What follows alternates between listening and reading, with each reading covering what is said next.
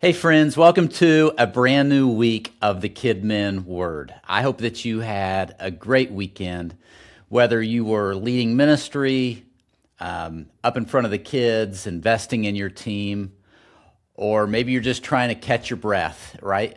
After a busy weekend. Whatever your weekend was like, so glad you're here.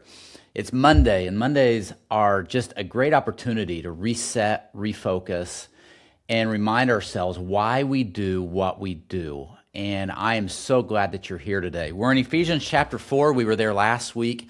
Today we find ourselves in verse number 17, and I want to read a few of these verses.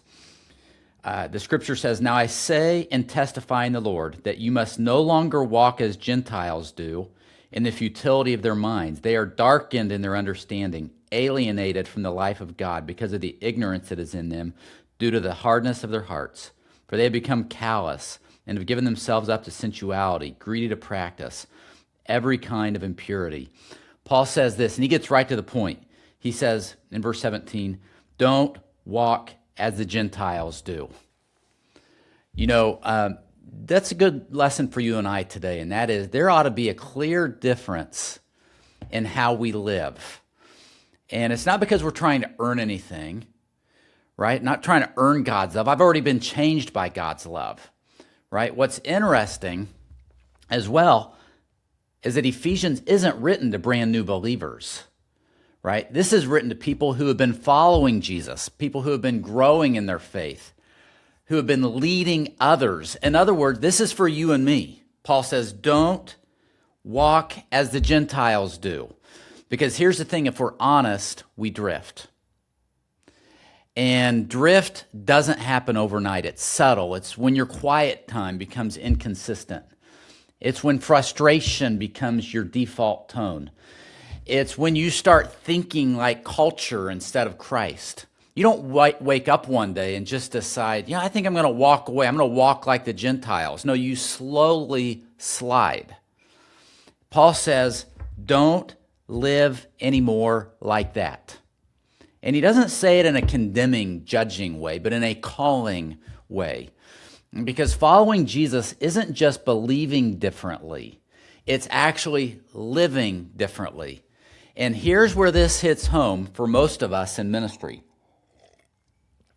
We can get really good at doing ministry while slowly drifting in our personal walk. We can teach truth, right? We can get up and hold this Bible every Sunday and not fully live it. We can lead others while feeling distant ourselves. But listen, friends, your life is the message before your message, right? In other words, people are watching the way that you live more than listening to what you say. So today, I would love for you to take an honest inventory. Is there anywhere that you have started to drift? Not something huge, but maybe something subtle. Maybe it's your attitude. Maybe it's your thought life. Maybe it's your consistency with God. You have began to walk as the Gentiles do. Whatever it is, don't ignore it. Because drift left unchecked always leads somewhere. But I've got good news. You don't have to stay there. God is inviting us back. And he doesn't invite us back with shame, but with grace. Aren't we thankful for that? Sometimes the most powerful step you can take as a leader is simply realigning your heart again. And that's my challenge for you today. Tomorrow, we're going to talk about what real change actually looks like. How you move from where you are to where God is calling you to be. I'll see you back tomorrow.